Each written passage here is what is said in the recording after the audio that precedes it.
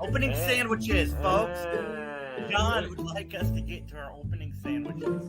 And we know. Choice is an Italian sub. I love Italian Oh, subs. no. It'd have to be hot dogs, man. That would be. Is hot dogs a sandwich? Would you consider hot dogs a sandwich? Yeah, hot dog is a sandwich between two pieces of bread. Sure, the bread is technically folded over, but a hot dog is a sandwich. Technically, a hamburger is a sandwich. Fight me.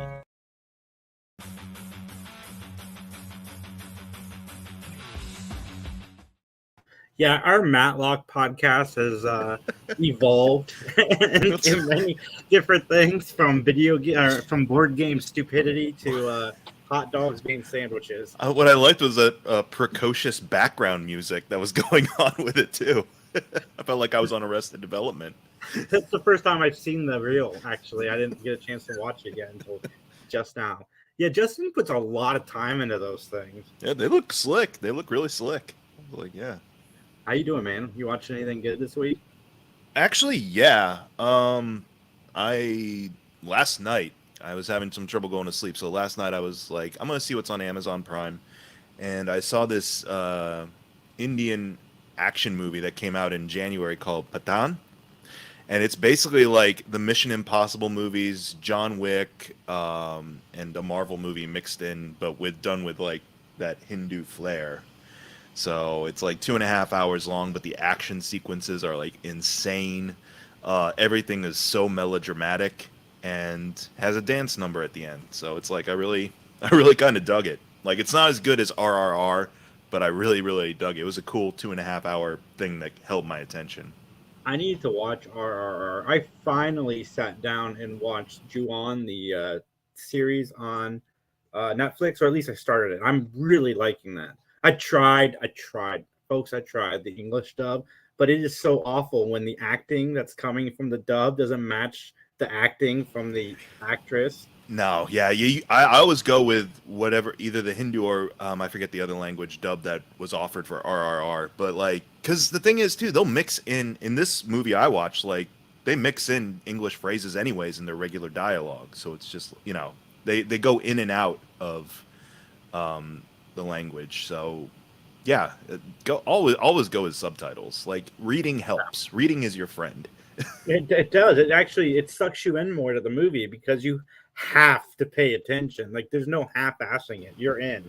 The only time I ever watch something with a dub, well, okay, there's some exceptions. One, Cowboy Bebop, because the dub actually works for Cowboy Bebop, because those voices are pretty iconic at this point. Steve Bloom and all the others, like, they inhabit those characters well in the English dub. But also too, like, if I'm just in the mood to hear how off a dub is, yeah, if I'm looking for like a disaster of a dub, then absolutely I'll put on a dub of like a Godzilla flick, for example, or something like that. The only time I always try a dub, but mainly because I want to be able to have it on while I'm doing something else. So it's easier to do that if it's in English. But I always, like, within 2 minutes, stop it, and I'm like, I'm just gonna finish this later because I can't do this. This is awful. No. Like, I can't imagine watching the lore in English. Yeah, well, that's the thing, is like you mentioned, like, if it's on the background, like, I'll do that certainly for dubs if my focus is not on the movie at all and it's just meant to be like white noise. But certainly, yeah, if all of a sudden I get drawn into it, I'll switch over because I'll be like, nope, now I'm invested, so now I need to pay attention, and the dub won't do that for me. Yeah, no, not at all. But yeah, man, it's been a pretty good week. I saw Guardians of the Galaxy. I'm gonna hold off until Max gets here, but we're all pretty much in the same camp as you, as it being awesome. Cool. And yeah. I thought it was fun. Nathan Fillion, I love Nathan Fillion so much. He makes me so happy when he pops into things. Now, I was curious because I know they were filming a Wonder Man show. I think that's one of the Marvel productions that the strike has shut down, was a Wonder Man show. So it was rumored. But I know back when Guardians 2 came out, they had like a scene, when the Blob, or whatever his name, Kurt Russell's character, starts taking over planets. They had a scene like in a small town, and there was like a movie theater. I remember seeing like set photos, and that they had Nathan Fillion as the guy, whatever Wonder Man's identity is, in a movie poster. And I was like, were they planning on making him Wonder Man at some point? I don't think it is. I think it's some other guy. They were Guardians 2. I think it was either cut, like there was a sequence, I think a trailer maybe for him playing Iron Man, but it ended up getting cut. That's right. He was playing like the Tony Stark story or something like that. He was, Yeah, because that is Wonder Man's secret identity, or his alter ego is he's a movie star or something. So yeah, I'm not a Wonder Man person, so I don't know. But I was wondering about that. I started reading the Final Girl book that you picked up. I'm digging it so far. Cool. I have yet to get into that one. I'm still reading the Kaiju Preservation Society one that I picked up alongside it. But I'm glad to hear it's good, because that Hendricks, is that the name of the author of Final Girl? I'm just trying. I believe so. Grady Hendricks. Those came recommended to me from Katie. Like that one, My Best Friend's Exorcism, and there was another one about like a haunted IKEA or something, and the staff need to survive a haunted IKEA. But she said that they were really good, so I can't wait to dig into that one. I'm liking Kaiju so far. It's interesting. Cool. It's written by Grady Hendricks, and for those of you that don't know, it's kind of meta. I think it's so each person in the support group is from like the horror movies we all love. Obviously, they're not allowed to use any of those names, but the names are so close, and it's I'm really digging it so far. I like there's mentions of the dream bad guy, and obviously there's a camp one, and it's good. I'm digging it so far. I like all the references and how it was pretty much nobody cared about a final girl until Campbell came along, hinting to Nev Campbell. Yeah, it's got some fun stuff in there. So it's like League of Extraordinary Gentlemen, but with final girls and a horror background. Yes, with different names. But I like it a lot. The good League of Extraordinary Gentlemen, the comic book League of Extraordinary Gentlemen, I should say, not the movie. Not the movie that made Sean Connery leave acting. Yeah, exactly. Oh, that's cool, man. No, I can't wait to dig into it. But yeah, I've been catching up on a lot of like reading, so that's how I've been spending my weekend, and also watching movies that are, well, they're not outside my wheelhouse, but I wouldn't have found them through my regular, source, as it were.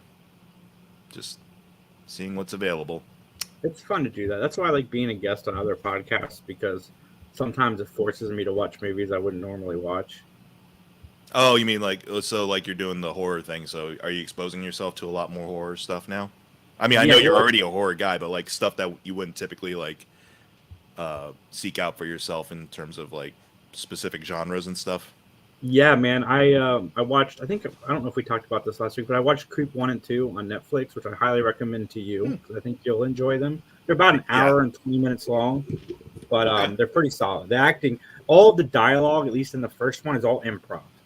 So it's almost like Curb in the sense that they said, okay, we need to do this, this, and this. The two guys that star in it are best friends, and in real life. So the acting is so good, considering that it's all just off the top. And they kept saying that neither one of them knew what the other was going to say, so all the like shock reactions are all genuine, because it's like, I can't believe that just came out of your mouth. That's awful. And then so I highly recommend it. Taking it back to the Blair Witch Project days. Josh! Josh! Oh man, I've never rooted for somebody to die more so than I did in Blair Witch Project. I was over that girl halfway through the movie. It annoyed me when I was seeing it, and after a few years after, and then afterwards I'm like, I get it a little bit. Like, that is naturally what we would probably do in that situation. We wouldn't be as quippy or as wisecracky as we are, say, in here in the comfort of our own living rooms. I would be at my oh god, I just lost his name. Deadpool. Yeah. I would be at Deadpool level quippiness at any given time. And if I'm facing down the alien, if the Blair Witch is there, I don't even care. I would be at maximum quip. Like, they would just be flying. Mm-hmm. The quips. No, man, I wouldn't be crapping my pants at all. What's up, Kyle? I did not have any issues with Skylar like a lot of people did in Breaking Bad. Like, she didn't bother me too much, but that girl in the Blair Witch Project it's like nails on a chalkboard. And in the sequel that came out, not like the sequel immediately after it that had nothing to do with it, but like the 2016 one, like it was her brother who was like looking for her, right? Yeah, and I like that one. So maybe I should go back and watch the original Blair Witch. Maybe I'll appreciate it more that I'm super into horror, because I've only seen it once, and I saw it in like 2002. So I will say I appreciate it just more as a movie on its own. Like it doesn't creep me out anymore. Okay, there's one part that does. It's when you hear like little kids giggling outside the tent, because I'm just like, that's creepy regardless. Yep. But no matter where you are, or whatever the noise is supposed to be, it always sounds like little kids giggling outside the tent. But like, I appreciate it now that I know the backstory of how the filmmakers were just out there messing with them for a couple of days. Like they were a couple of miles away, and then they'd send them notes in the morning on how to act, and then they'd come at night and just torture them, basically. Like that. That's a curiosity to me. I'm starting to get into found footage more. The Paranormal Activities kind of pulled me in a little bit, but then I watched the VHS movies, and they really pulled me in. One of those movies are messed up. If you've never seen them and you're into horror, you have to check it out. If your name is Max, stay far away from those movies as humanly possible. But the creep is kind of found footage-ish. What's that? As long as Liz doesn't find out, I'm fine. She doesn't know. She doesn't need to watch it. I'll be okay. I won't say anything to her about that. But that's funny that you say that, Max, because I texted her. I said, "What are the odds we can get Max to go see Evil Dead with us?" Dude, yeah. He's like, he's in. I'm like, what? I'll go, because I drag her to so many movies. Like, it's the least I can do to when she's actually excited to go see a movie to go watch it with her. Yeah. So I won't say no, but yeah, I've had like Evil Dead actually wasn't that bad though. Like after Smile, like I Evil Dead was not as scary. It was still solid. Like I enjoyed the movie. For a horror movie, it wasn't bad, but well, yeah. I mean, Evil Dead definitely has a recurring theme throughout. I feel all its film installments, and from what I've seen from the show, where you know it's coming, you know the gross out, like horrific stuff is on its way, so you get giddy with the anticipation about it. What I remember about, say, stuff like Paranormal Activity, I watched the first one, and I was kind of like, after that, checked out a little bit because I was like, oh, cool. So we're sitting around watching security cam footage for a while, and then booga booga booga, something happens. Right. It's more like it's not like, oh, I feel comfortable now. It's more like, okay, I'm losing interest. Oh, that startled me a little bit. Okay, losing interest again. Oh, that startled me a little bit. Yes. Wow, this Micah character, he's a day trader. Don't like him. Can't wait for his death. I'm like Max in the sense that I legitimately get scared when I watch these movies. Like the Paranormal Activities scared the crap out of me, especially when it's dark at night. And I still get. And what's fascinating to me though, Max, is you've seen Smile, you've seen Evil Dead Rise, and you actually like the movies. Well, no, I mean, like Smile was a good horror movie. I didn't like it. It was just effective at what it was trying to do, and I can't say that it did not achieve the goal that it set up to achieve. And I don't like it. That's something with regards to the different styles of horror movie too. Is that you have a horror movie that has a certain tone and a certain atmosphere throughout that it seeps you into, that you can't help but have this overwhelming sense of dread. And maybe that's what Smile is, and Evil Dead Rise certainly has that. All the Evil Dead movies have a certain tone about them that you just can't help but feel at all times. Whereas with some found footage, now again, like Blair Witch, I kind of get it because it's dark, it's in the woods, it's low-tech, analog film at this point, what we consider. Stuff like Paranormal Activity, or what was the one I saw that really put me off? The Grave Encounters. It was like this Canadian found footage horror film. It was basically like parodying Ghost Hunters, which I'm always like, I hate Ghost Hunter movie or shows to begin with, so automatically it's not appealing to me. But then it's got like this glitz and it's got like this made up thing, and I'm like, oh, that looks like the Ridges from Athens, Ohio. I used to go up there and get high half the time. So like it does. I'm like, oh, this just looks like an everyday place. Those can be scary if you're actually there. When I'm watching it on like the equivalent of a security cam, not so much. So that's just me. That's just my sensibilities when it comes to found footage. So Yeah, it depends. The thing, we were talking about this on horror scary snobs last night with Sturdy. It's he asked me if horror would ever go the way of mainstream, like where it's all mainstream. And I said I said I don't think horror will ever forget the independent roots, because unlike action and sci-fi, horror can be low budget and still be what it's supposed to be. Good I don't sci-fi think- can be low budget. Yeah, I don't think horror is ever going to truly like sell out to the man, because there's always going to be small budget filmmakers.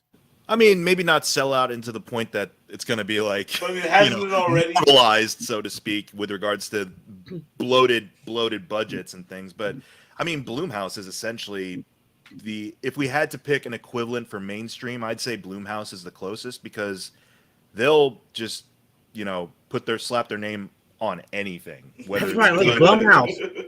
That's why I like Blumhouse so much, because they will release movies that you're like, I can't believe somebody came up with this idea. Like, they made Happy Death Day, which is Groundhog's Day for horror movies, and it's fantastic. I love it. It's funny.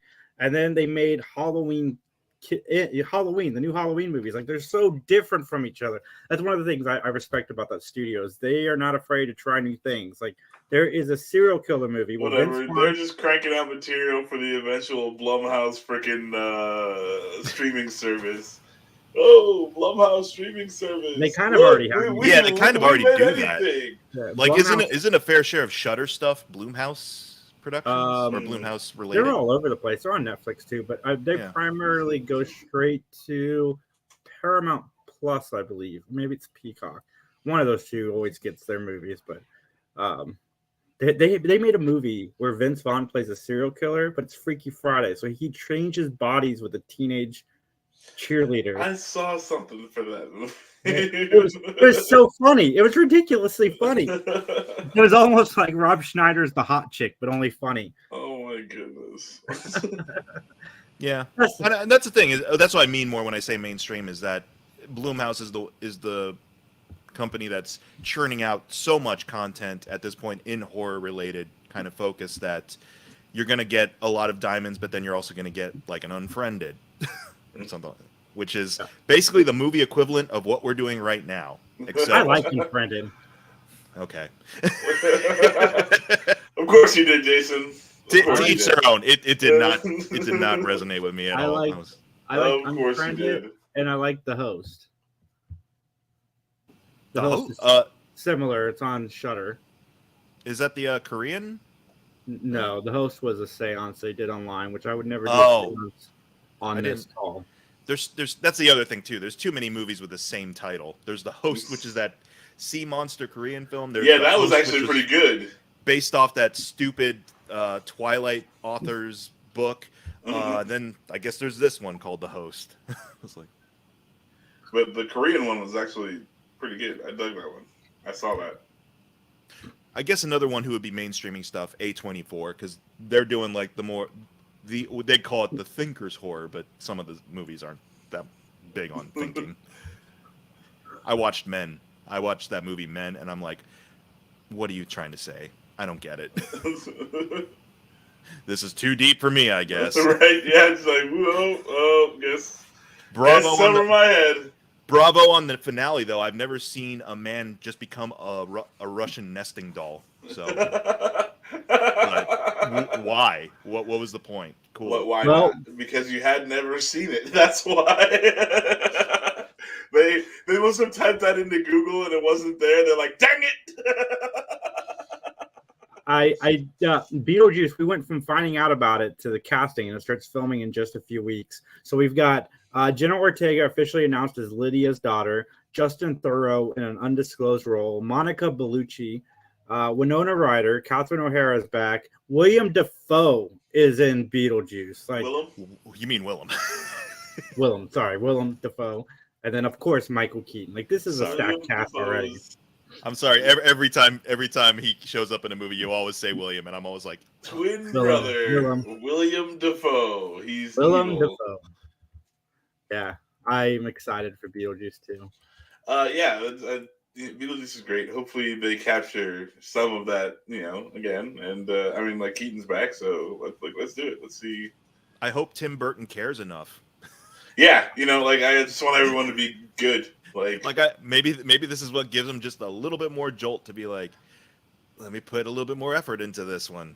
I gotta say, man, I think I'm gonna try. What if we woke up and he's like, you know what, maybe this time I will, for the hell of it. Yeah. I gotta say, it's Jenna Ortega. I'm glad Michael Keaton is in this movie, but the fact that Jenna Ortega is involved is what makes me think this could be good, because so far she hasn't missed.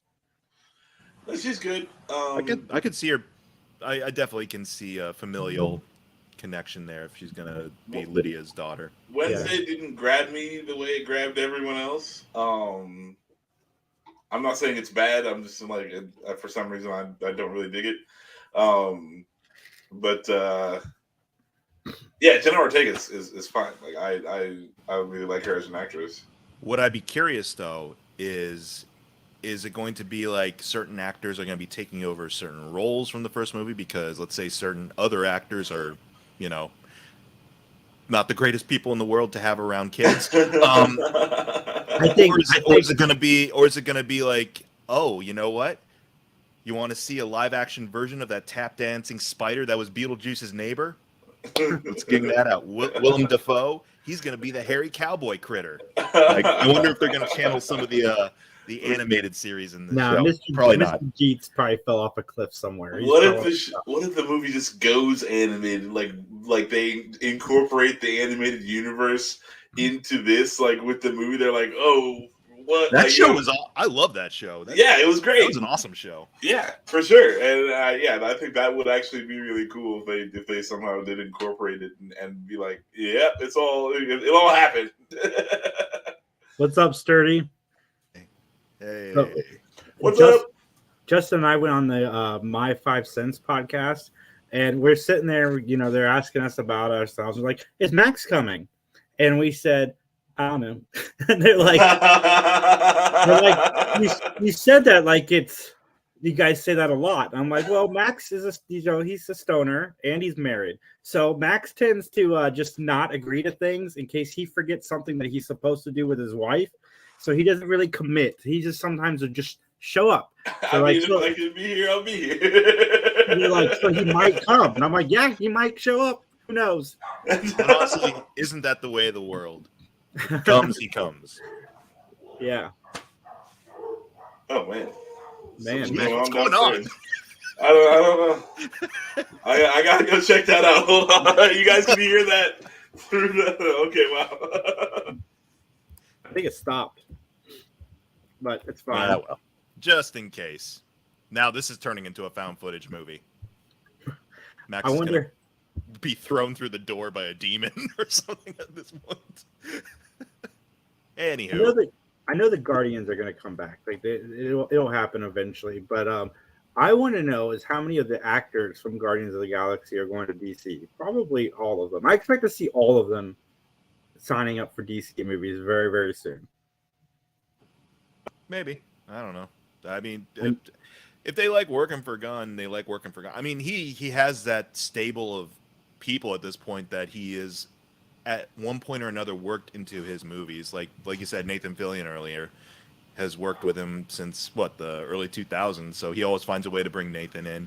Lloyd Kaufman always finds a cameo. It doesn't even have to be a main character. Just throw him in bit parts, and I'm sure they'll be happy about that.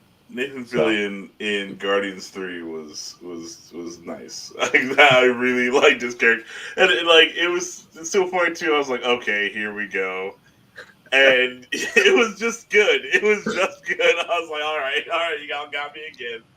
He did his Nathan Fillion thing. Yeah, we got one of those too. For a second, I thought that guy that he was having the back and forth with, I thought that was Adam Baldwin in heavy makeup because it sounded like him. But then I'm like, he's way shorter than. But then again, they're at same heights almost. But I was kind of like, is that Adam Baldwin back there? And I'm like, no, it's not. I'm going to throw up the spoiler alert because we're going to talk about Guardians. Max and I finally took it up to the world, and Mike saw it. And yeah, I'm glad we got to see Nathan Fillion's face in this movie. There's a brief poster of him in Guardians 2, and then he played the prison guy in Guardians 1. So it's cool seeing that. And man, this movie was great. Oh my god, the comedy land. The Guardians 2 is meh for me. Like Guardians 1 is solid, Guardians 2 is meh. It kind of tried too hard with the comedy, but they got back to it in this movie, and I'm gonna miss Drax. Like I'm gonna miss Drax a lot. He really Batista shined. Like every one of his jokes like landed. Yeah, Drax is it's weird too that like they're like Batista can't act, so we're just gonna have him act. Like when the first Guardians came out, I had no idea Batista could act. So when they had him act like a dude who like he would just be uncomfortable everywhere, like it was perfect. So it's like, okay, so like even if he is acting poorly, this character is who he could play. Absolutely. But then like he subverted it and owned it in a way, and he's so much better than I gave him credit for. Like Drax is a great character. I love the Batista for pulling it off, and it's there are solid flicks. Like 2 is just meh. Like that's okay. They can't all be winners, but Batista was awesome. I'm gonna miss all of them, or anyone who's not planning on coming back. But this is a solid cap to it. Also, if none of them come back again, like the movie was solid for sure. I had a lot of fun. There was a lot of heart.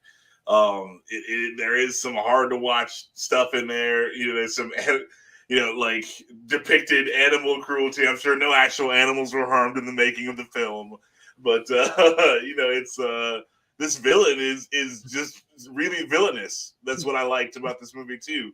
Like a really just despicable being. Yeah, and I mean even oh my god, this movie starts like there is like no real downtime in this movie. Once the plot goes, it goes, and it's fast. It was a fast movie.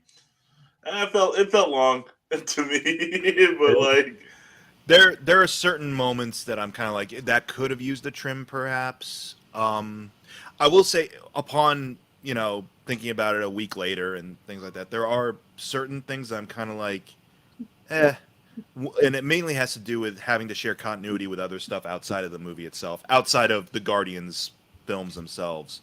So, for example, like the whole Mantis is actually Peter's half sister, because that was revealed in the holiday special. And that was kind of the thematic tie-in. Is Peter was basically feeling all the stuff that he's feeling in this movie, except in the holiday special. And the end of it is like she's like, "Guess what? I'm actually your half sister." By way of Kurt Russell. Yeah. And so they bond, and he's like, "Oh, I'm not alone." And then this movie kind of just resets him again to being like, "I'm so alone, even though I know I'm not alone." And then, that's kind of his. I know he's not the main focus of the movie, but his through line throughout this film has been like, I had a hard time of letting people go, and I basically ran away from the possibility of reconnecting with someone in my life. Meanwhile, he does have someone immediately there in his life, a family member, and they do have some good sibling bickering for a little bit, but it doesn't go anywhere because she eventually goes on her own kind of walkabout at the end of the movie. She's like, I know who I have to figure out who I am, and it doesn't really tie in so much to them being siblings. So I'm kind of like, what was the point of even making them siblings to begin with? Because it's cool. Cool, I guess. Because also I heard there were some people that were confused by that because they didn't watch the special. They're like, why is she calling him her brother? Like, I didn't, because I did not watch the Christmas special. I've only seen that song that they play about Santa Claus or whatever. But so like, but I was just like, oh, okay, Kurt Russell is both of their father. Like, I mean, he got around, so yeah. So I was as we saw by that graveyard of bodies underneath the crust of his planet. Yeah. Oh yeah. I didn't remember that reveal in the holiday special either. I was just watching it like, okay, that makes sense. Like, I didn't even think twice about it. Yeah, I'm sorry if that one threw you for a loop there, but yeah. But again, it just fed into the idea of like what you're saying, Max, about maybe it was a little long. I'm kind of like, yeah, it's moments like that where that wasn't really a necessary thing to have in there. Ultimately, I mean, they have great camaraderie anyways without having to be siblings. Why did it have to be that extra layer? Right. If you're an audio listener, spoiler alert, I put You put it up. Yeah. Listeners, but I want to let the audio ones know. It's too late for that. Yeah, too late for that. And also, the movie's been out for like 3 weeks now, so Yeah, I don't care if I'm spoiling right. anything for anybody who's listening now. You should have seen it. Come on. What's wrong? Should have seen it. Yeah. Watch Another thing was like they seem to have real difficulty wrapping their head around that. Like, why doesn't Gamora? Why aren't you the same person? Why don't you remember this? I'm like, you all got the idea. Like, she's not. Like, she's time displaced. Yeah. Like, they keep bringing it up. I get it. He's having a hard time kind of letting go of his version of Gamora. Yeah, certainly. Because yeah, no, it's that was kind of absurd, and it's like, dude, like, you fly around in a fucking intergalactic spaceship all day, and you're like hung up on this girl, like that's your deal, like, oh, I'm just so hung up on this girl, like. I just feel like you're doing things. I just feel like they treaded over that same conversation 2 or 3 times too much. Yeah. Like, it's like, we get it. Like, at this point, he needs to get over, and he does eventually get over the fact that he's never going to get together with her at this point, this version of her. But it just felt like it took him a long time to get around to that epiphany. I really like that they're not, like, they were just like, oh, here she is again, like, yeah. I dig that a lot. Like, that's a lot braver storytelling than, oh, hey, like, it's like, oh, look, his twin brother, and it's like, hey, you know what, just go ahead and call me by that guy's name anyway, like, yeah. No, I'm glad they didn't end up together at the end. Oh, yeah. I like the choice that they made. Like, this, I'm not your person. I got to find out who I am in this new world. Honestly, that was the part of it I was most nervous about, just because of the Infinity War Endgame stuff that kind of, I don't know if it's sidelined James Gunn's long-term plans for this franchise or not, because he did have input on Infinity War and Endgame about how to handle his area of the Marvel Cinematic Universe. But I do like what they did with her in this. I like that her main kind of thrust of it is, this is Gamora if she hadn't joined the Guardians. Yeah. It's kind of cool. Badass. Yeah. Yes. I was 100% for it. I'm down. I liked it. Solid flick for sure. I did like the interaction between Peter and I'm blanking on it, Gamora's sister, when they're like, Nebula. Are you doing an item? And then he's like, I've never noticed how black your eyes were. Yeah, my eyes were removed by my father and replaced. I'm glad it didn't. I'm glad that scene was funny. I'm glad it didn't go beyond that too. I'm glad it didn't go like, well, Nebula and Peter are the new thing now. It's like, no, that's not them at all. That's not the characters at all. So he's looking for connections in people, and he'll look for it anywhere. Right. He's having a hard time letting go of Rocket. He had a hard time, with Gamora gone and his family and his mom and so forth. And here it's like he's reaching out because him and Nebula obviously have gone close. Like, the Guardians have been together at this point for like 12 years in the universe, universe timeline, 12 years or something. So yeah. It's kind of weird though. It's I just finished the Bad Batch, this last season of the Bad Batch, and Peter is basically the little girl in Bad Batch, and they're like the same character. Nice. I was very frustrated when Groot said "I love you" and they didn't incorporate the word "family" into that. Instead, like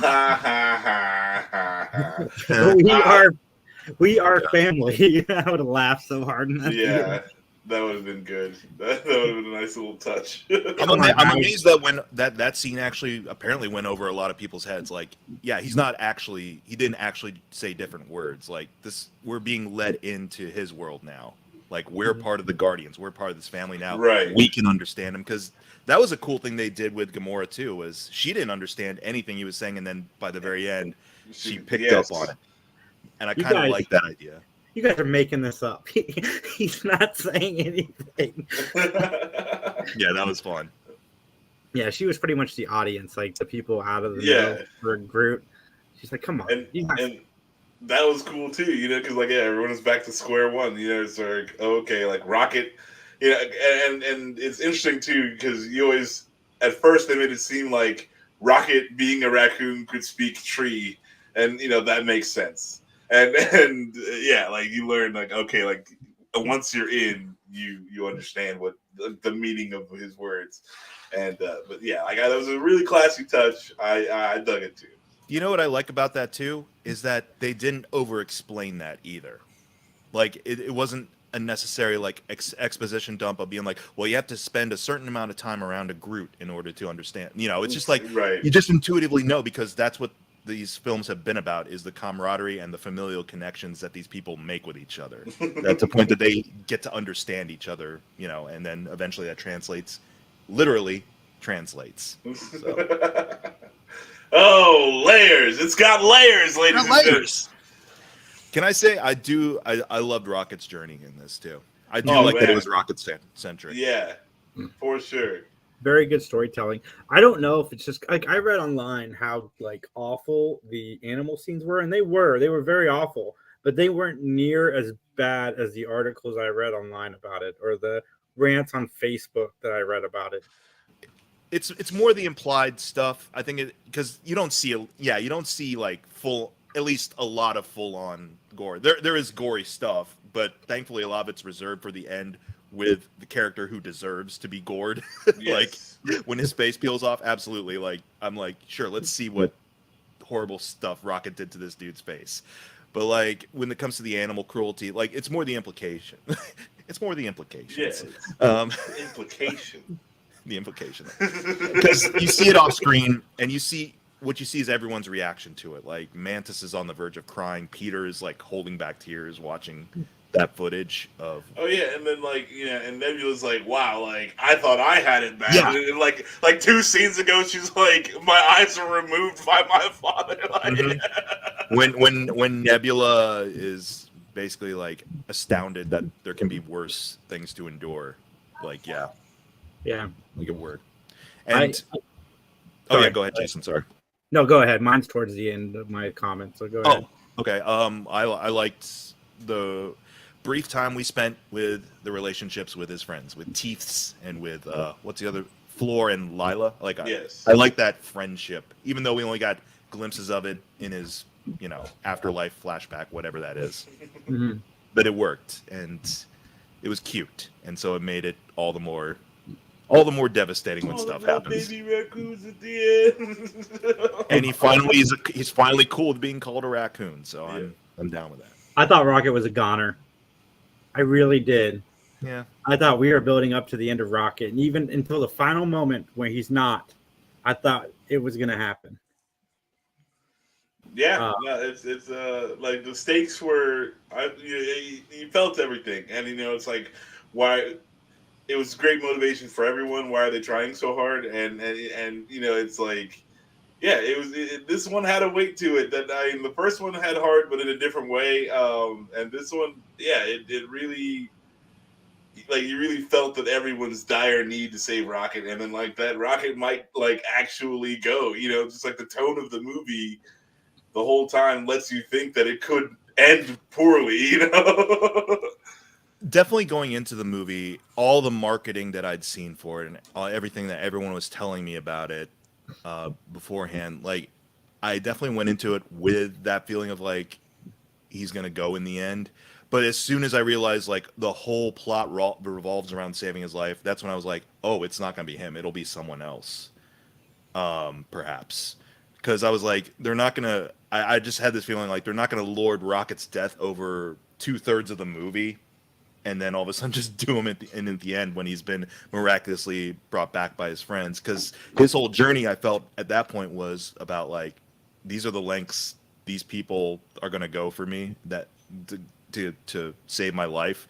That will fundamentally change him, and honestly, that's a cool ending for him. He's not this angry guy that we started off seeing, where he's purposely going out of his way to put people off of him. Like he's purposely pushing people away because he's been hurt and stuff by friendships before or losing friends before. So he drives people away, creates wedges, and then here at the end he's like, "No, I'm done with wedges. No more wedges. This is a wedgeless salad." We didn't talk about this yet, but my only like negativity, and it has nothing to do with the actor that portrayed him. I think he did a great job. Was Adam Warlock. I felt like he was kind of wasted. Yeah, I mean, like he was the comic relief. He was, like they went, they did a thing. At least But so good. I do like that the bad guy survived, and Adam Warlock's still around. Like he could still come back and be a badass.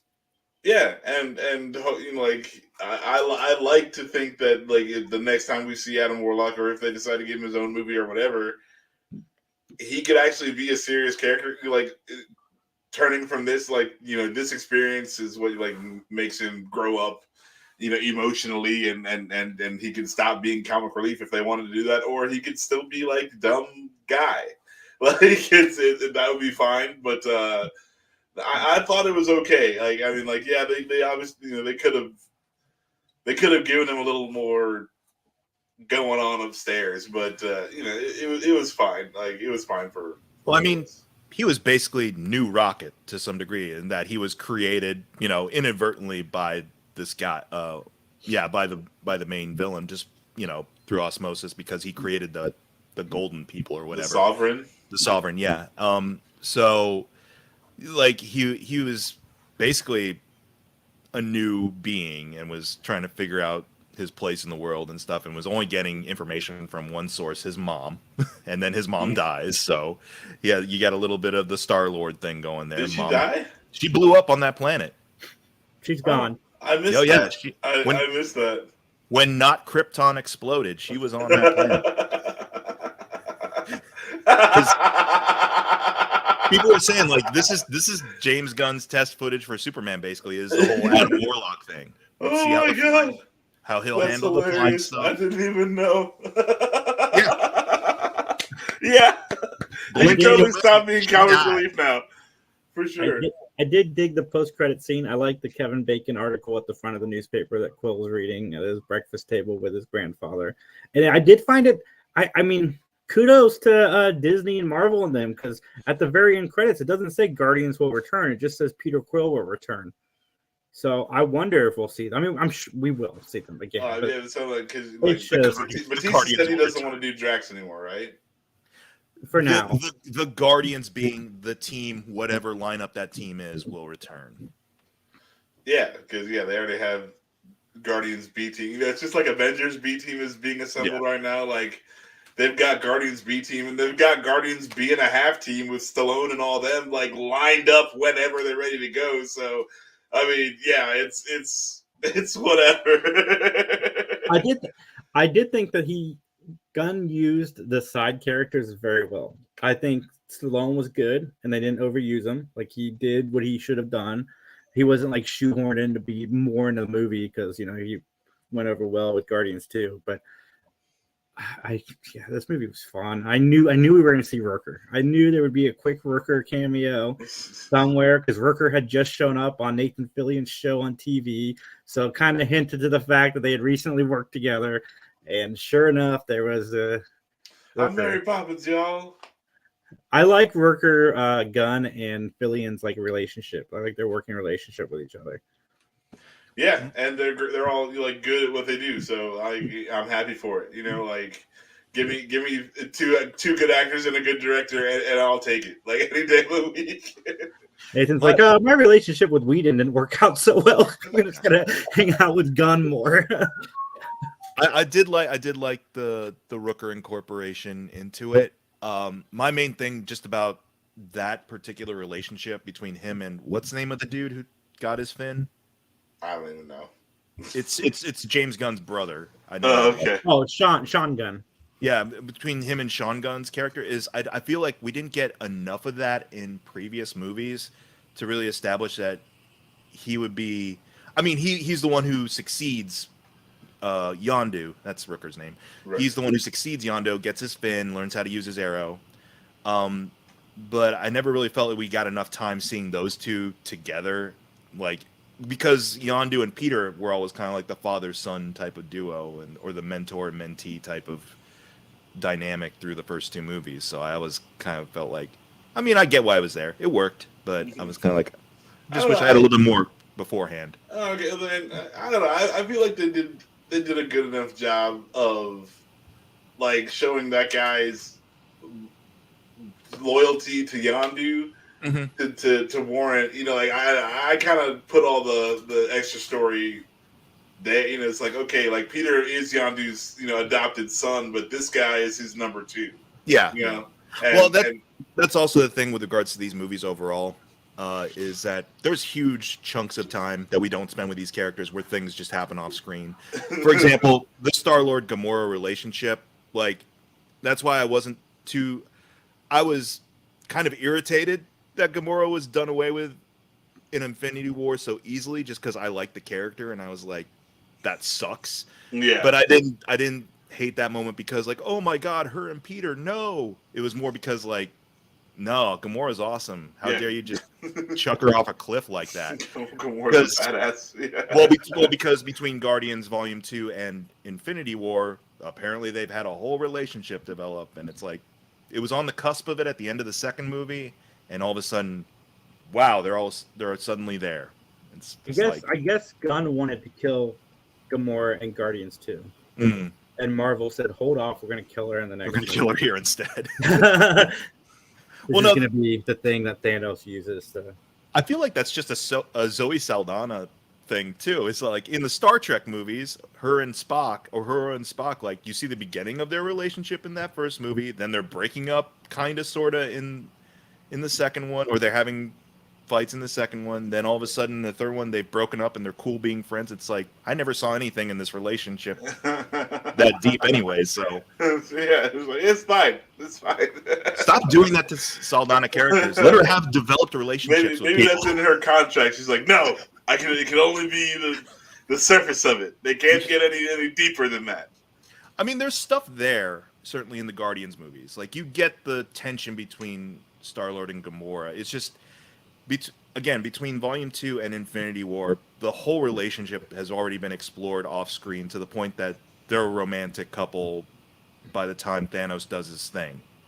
And it would just been cool to kind of see other moments of it aside from what we got in those movies, to the point that I would actually feel something about him missing that version of her in this movie. Right. Yeah, because they do spend an awful lot of time with it. It's him and his grief. It's just his lost relationship grief. It's not even like she's dead, you know? Like, I mean, he's not even like just happy that she's alive. Yeah, there's a version of her out there. Be happy about that. But it didn't bother me so much here. Like I said, just some extra scenes that we didn't need, but because that's his whole character. He has trouble letting go because he lost his mom at an early age, and also he left Earth at an early age and never really grew up. Like, he's a man baby, essentially, for a majority of these movies. And then finally in this movie, he grows up. So, what's up, Cutthroat Comics? How are you doing today? I'm doing great, man. It's been a great day. Person. I went to a video game con and did that. That was fun. Lost my raffle. I always lose raffles. I always don't win raffles. I went to a reptile show today. That's weird. We both went to conventions. I don't want to call mine a convention. It was like a warehouse full of shady characters. Are you sure it was a convention? Wait a minute. It's called a reptile? Wait a minute. It was a reptile show, huh? Yeah, it was a reptile show. Like, like guys had like snakes and geckos and lizards. That's not like code for something. Okay. No. It was an actual reptile show, but Sorry. You're looking at some of the people selling the reptiles, and you're like, yeah, I can see that guy as a snake vendor.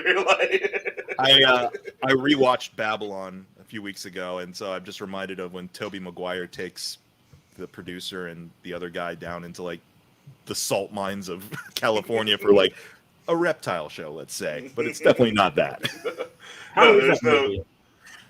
It's long, but I really like it. But it is 3 hours long, and if you're not into just watching actors just go for broke with insane material for 3 hours, then I can see it not being your cup of tea. Jason's Certainly, gonna love it. It's about basically the era when silent movies transferred over to sound and how a lot of people got messed up or screwed over by the system because of that transition.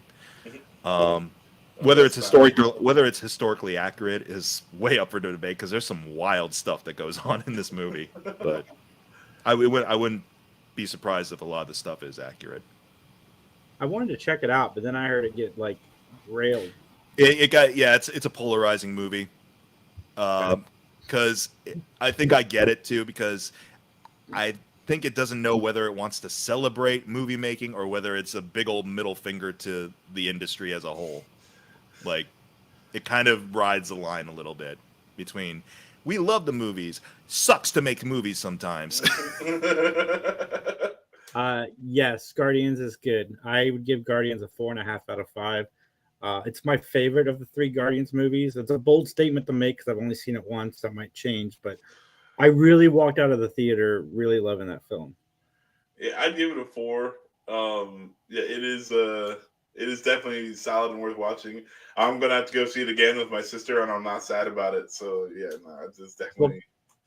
Wakanda is still my favorite post in-game Marvel movie, but this is close. It's very close. It's got the same emotional beats behind it without any behind-the-scenes stuff adding to said emotion. So. This one's got it's just got heart, and it shows. It does show people going through stuff like emotionally, and like all Rocket's tragic like history, like that's a heavy thing, like it's definitely, I would say, just behind Wakanda Forever.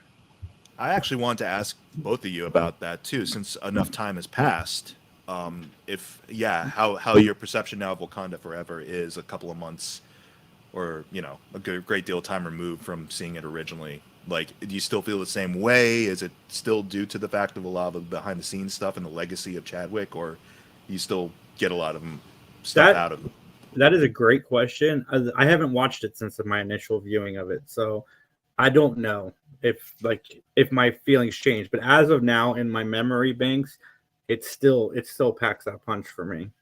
I'm sorry. I've been watching a lot of politics lately, and Jason, you were like, "That was a great question." I was like, "Oh my god!" Like, but I know you actually meant it, but like, you hear that like 800 times when they're interviewing a politician. Interesting. That is a great question, Mike, and we'll get to your question in just a minute. I just want to say that I plan on lowering taxes in the area and making school education great. And what was the question, Mike? You're never gonna win.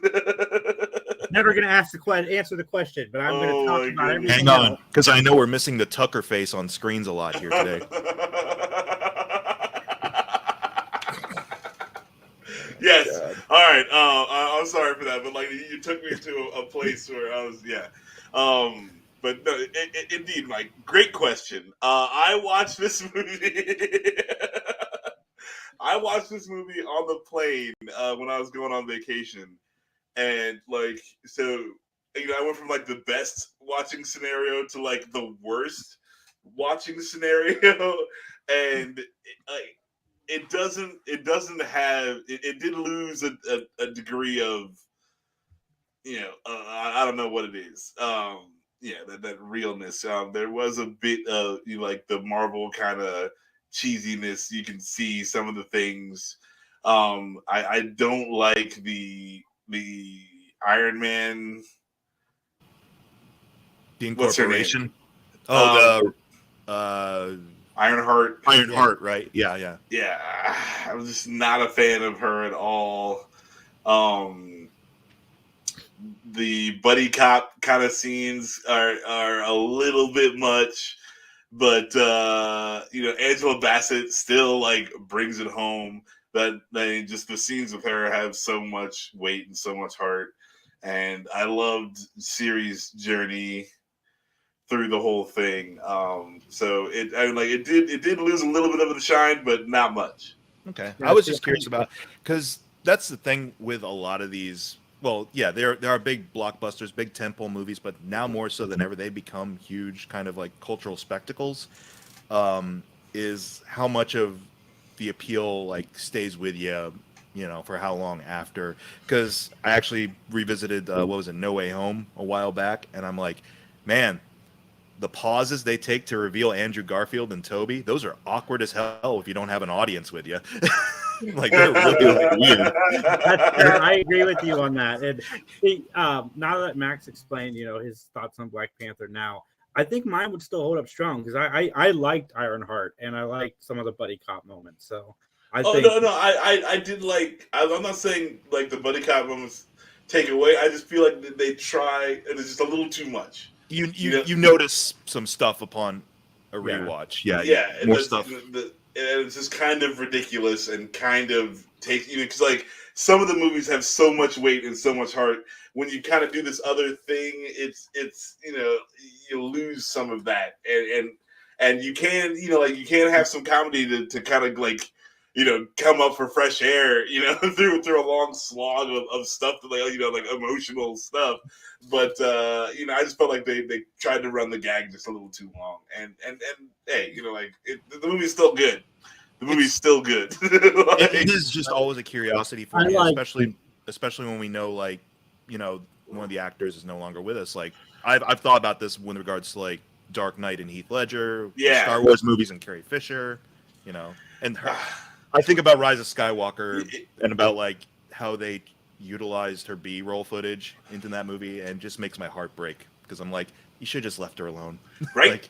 She died. You didn't have to kill her, Like I was, oh god, I'm not a fan of it. I wish they would have just hired a different actress.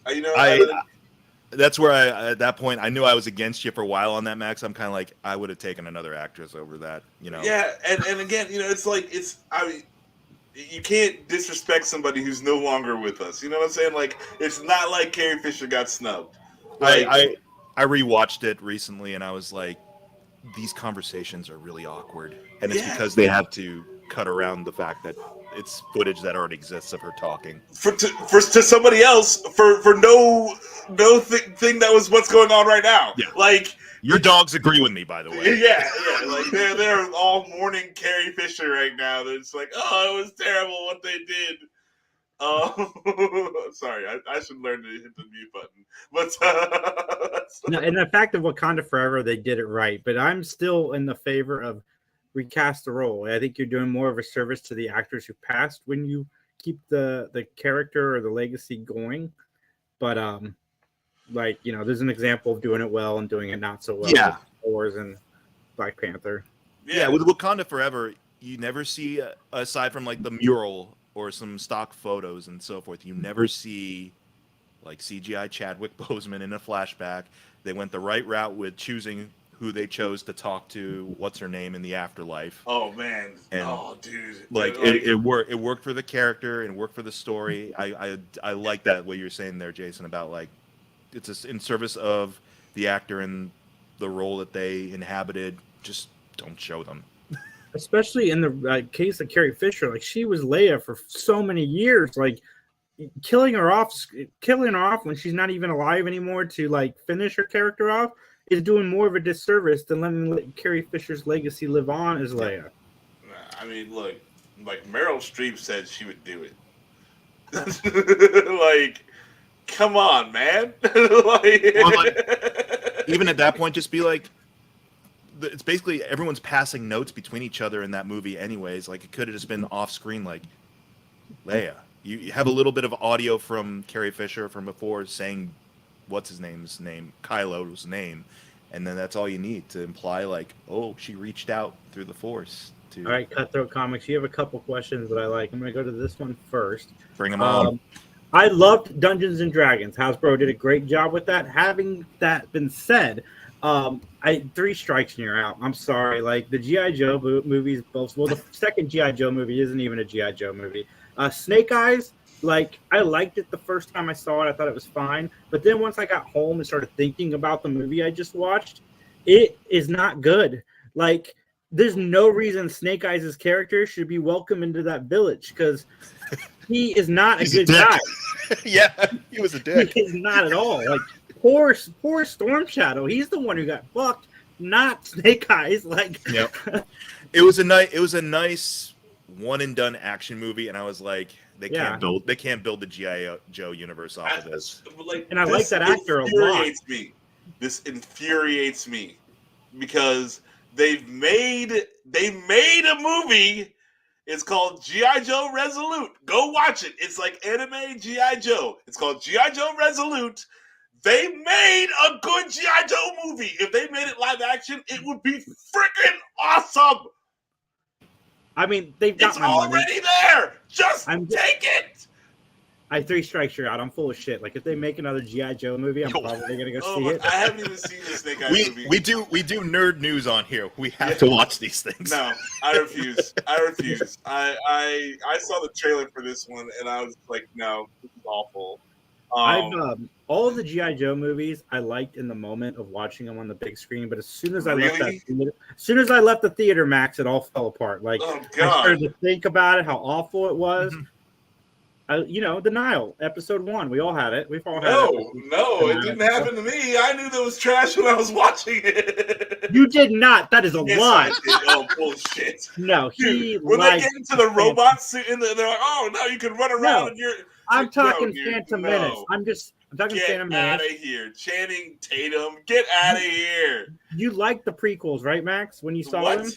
The prequels. You saw them in when they first came out. The prequels. Yes, you did. Don't fucking lie on this podcast. Mom, Dad, please. He agrees with you, Max. That is the best cartoon. All right, Comics. You're going to get 3 different answers when we answer this question for you because we all 3 have very different opinions.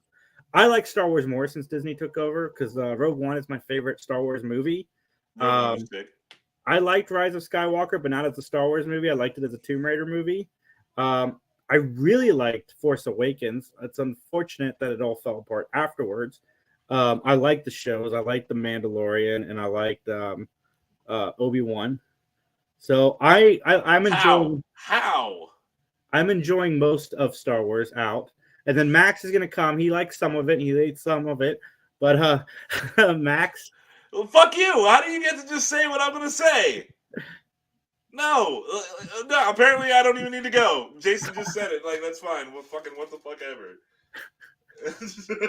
Jesus. All right. It's a mixed bag. Am I in the middle? Yes. Why? Because they've given me a mixed bag. Mandalorian is cheesy fun. Mandalorian is what I think like the pulp kind of air of Star Wars should be and is. It's not great, but like when it's good, it's solid. And so I enjoy Mandalorian. I like Bad Batch, but there's plenty of Star Wars before Disney took over that I wasn't a fan of. So did they kill the franchise? No one can kill it, obviously, because it's still going. Freaking George Lucas couldn't kill it. Disney can't kill it. I do think a lot of Star Wars fans have rose-colored glasses because I know there's people that love everything that's out right now, and I can't get behind Book of Boba Fett. The only good episodes of Book of Boba Fett were the Mandalorian episodes. But like Andor was so good. I haven't seen it yet. Oh my god. Anyway, I'm trying to watch it with Tony. Yeah, no, whatever. I'm done with you. I am so done with you. You just dismissal of my feelings and my emotions and what I have to say. And what have we learned about feelings and emotions when it comes to Star Wars, Max? Don't have them because then you'll turn to the dark side. But like and so like some of the Disney anime was good. That was like a half and half mixed bag. The anime Star Wars, they did another one of those. I haven't even watched it yet. Yeah. So yeah, it's when they put out something good, I will watch it. But like I can tell. The sad thing is though, I can tell right away what it's going to be when I watch the trailer. So I was like, okay, either I'm going to like this or I'm not going to like this. Andor is the only one where I was like, I'm not going to like this, and I had to just eat my foot on that one. Like, it was really, really, really good. And even when like halfway through, and I was like, okay, if they end it now, it'll be perfect, and if they keep going, it'll ruin it. And they kept going. They didn't ruin it. It was just awesome all the way to the end. So like I was completely wrong about Andor, but generally, I can watch a trailer and just be like, I'm not ever gonna. If I don't watch this, I'll be happier. It's funny that you've seen Andor and I haven't, because I was the most excited for it to come out. Yeah, and I was like, this is some prequel bullshit, but like I need to make it happen. I was wrong. I mean, hey, Rogue One was really good. I didn't think they could get that lightning back into that bottle, but they did. And yeah, I'm tentatively excited about the season 2. Because I heard at first it was like, okay, he's only doing that one, and that was it. And I was like, all right, that's a good stop. But then the money was so good, everyone's like, oh, he did such a good job, and that money. So we'll see how it goes season 2. I'm only tentatively excited. Always supposed to be 2, because it's going to go up to, what did they say, 3 days prior to Rogue One. That's when it ends, because he said he's never coming back again. So he's going to make sure his ends. But he said he wasn't coming back again when he did Andor, and then it's like, oh, then it came out and everyone loved it. He's like, I'll do 2. It was always supposed to be 2 seasons. Sure. It's just a plan.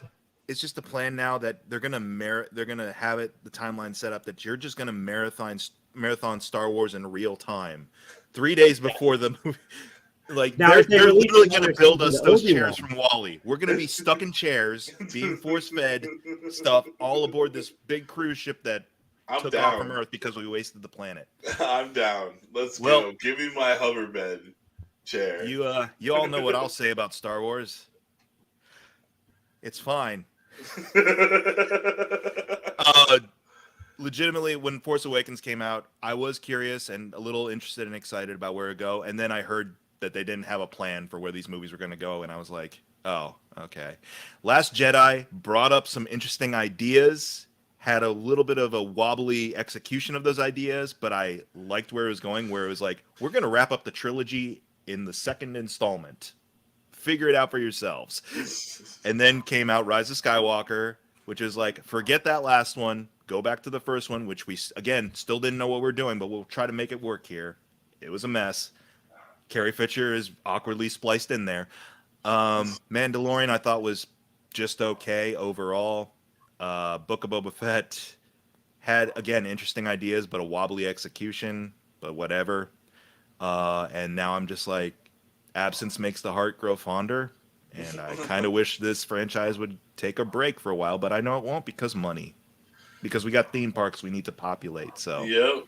I don't know. I'd kind of rather go to Nintendo World than Star Wars World. Like, I think that'll be the new thing now. Yeah. I've heard Star Wars World, like how expensive it is. I have no interest in going. I don't care. Yeah, I want to go. I would love to go, but I'm not for those prices. I'm right? sorry. Yeah, no. It's just like nope. I don't care. I'm trying to remember. Jason, were you? I don't know if you were on that episode, but remember, Max, we had that episode where we watched like the tour video of the hotel, the Galaxy Cruiser thing, and I'm like, oh wow, that much money to basically stay in a warehouse on the grounds, and this is the quality of it. Okay. Yeah, I if I die having never gone to Star Wars World, I'm okay. I think I'll be fine. I can my soul will rest. I will say I see YouTube shorts, which by the way, you should check out some of the 3 Geeks YouTube shorts. They are very good. But I've seen some YouTube shorts of the Imagineers or whatever, the people who are in costume on the grounds interacting with the crowds. I do like those. There was that one of the kid dressed up as an Ewok, and there's 2 stormtroopers who are like, whoa, back up, like they're terrified of him. That's adorable. There was one where like a little kid was dressed up as Kylo Ren, interacting with Kylo Ren, and Kylo Ren's like, "Ha, you're not the real deal like me," but he's still sweet to the kid, or whatever. Like, I like that Force stuff. crushes the child. How dare you impersonate me?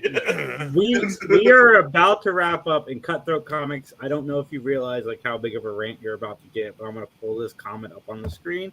As he says, when it comes to Book of Boba Fett, they made him look like a wimp. Max, No, they made him look like Boba Fett. Okay, because Here we go. Watch it again, bro. Boba Fett ain't sweet. I'm sorry. He's just got a cool look, which they have now manufactured and remanufactured into perpetuity. No, Boba Fett sucks, dude. Watch it again. He misses. All he does is carry Han Solo from one place to another. And that's the only good thing that he did. Sorry, I hate to ruin Boba Fett for you, but he always sucks. He just looked cool.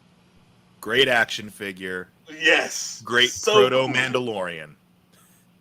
Yeah, Boba Fett is cool in That's the it. mind of the fans because they played with the toy. But Yeah. Max is right. Like I used to think Boba Fett was cool too, and then Max opened my eyes to see that he doesn't actually do anything. Bro, okay, so he didn't get killed. He made his way out, but a blind man on accident knocked him into the Sarlacc pit on accident.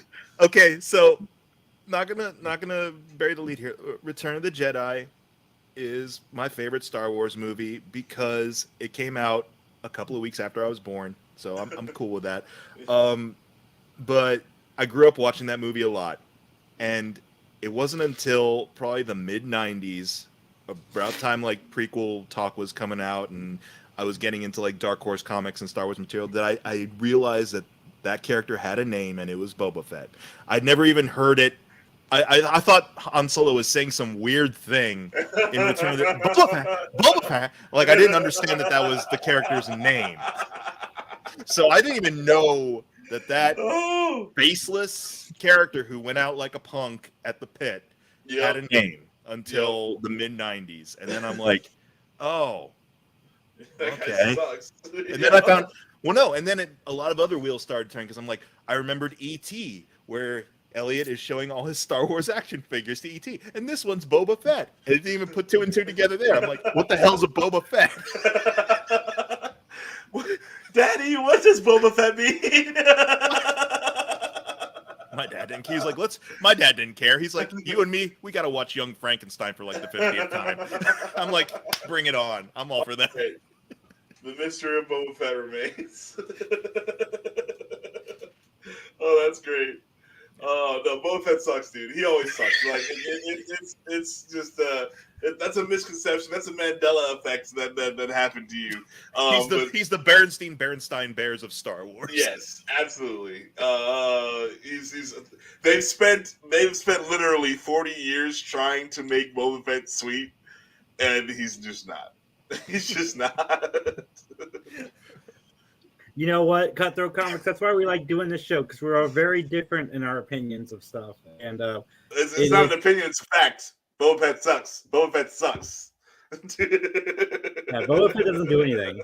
But we appreciate you, man. You've been, or lady, or person. You've been tuning in to us on the regular, and we appreciate that very much. Thank you to everybody else that tuned in. Jump on YouTube. Go to youtube.com/MikeMcGTV. Check out 3 Geeks Podcast everywhere. Just type in 3 Geeks Podcast. We're there. Also, check out Matt Talk. I go on a rant about how the new Matt Talk reboot isn't even a Matlock reboot. Like, there is... The Matt Talk reboot isn't Matlock. a Matlock reboot? The Matlock. Okay, so like you guys. Okay, so you're telling me that now we're rebooting Matt Talk. Am I going to be on Matt Talk? It's the Boba Fett of Matlock. Me and John had planned on we were going to do episodic reviews of the new Matlock. Like, we were going to commit to doing the new show on top of what we already do. And we watched the trailer. And in the trailer, she goes, "My name is Madeline Matlock, like the old TV show." And I'm like, so it's not even a reboot. Like, it's not even a reboot. You are bait and switching people just based on a name. And then Zach Moore shows up and is like, "Time out, folks." Dude, they had me too. I was in. They had Jason Ritter. I like you guys still got to watch it though. We're gonna watch the first one. We are gonna do the first one for sure. But it's not a Matlock reboot, so it doesn't even fit into our criteria, really. Yeah, I mean, I know your Sunday audience is they're not going to watch that show anyway. It's not for them. I mean, you never know. Have you guys been on social media lately? The Good Doctor is like blowing up all over the place for some reason. Like every day I see new clips from The Good Doctor, which apparently has been going for 6 seasons. But that is a heartfelt story of an autistic man who is also a doctor. And I like that show. Of course you do. I mean, to each their own. But I do. I completely forgot that show was a thing until like last week when it's all of a sudden. Man, have you seen this show, The Good Doctor, which apparently is 6 years old now? I'm like, episodic TV like that is easy to watch when you're doing other things. So I watch a lot of it. But everybody out there, guys, thank you so much for tuning in. We appreciate it. Hit that like button, hit that subscribe button, follow us everywhere. You see my face more than you ever want to see my face. And the people that like to watch my videos with my face, thank you. Like I'm getting thousands of views on my own personal social media. So thank you. There was a real sweetness in your thank you there. You know, like, hey, you like me. You really like me. It was a Sally Field moment. Seriously. We're done, That's folks. Watch this clip as we go out. Bye. Opening sandwiches, folks. John would like us to get to our opening sandwiches. And we know. Luis is an Italian sub. I love Italian Oh, subs. no. It'd have to be. Hot dogs are not sandwiches. Is hot dogs a sandwich? Would you consider hot dogs a sandwich? Yes, they are. Hot dogs are not fucking sandwiches. They are sandwiches. No. Bread over over a hot dog. They're their own thing. No, they're their own And a thing. hamburger is a sandwich. A hot Fight dog, me. a hamburger is a sandwich.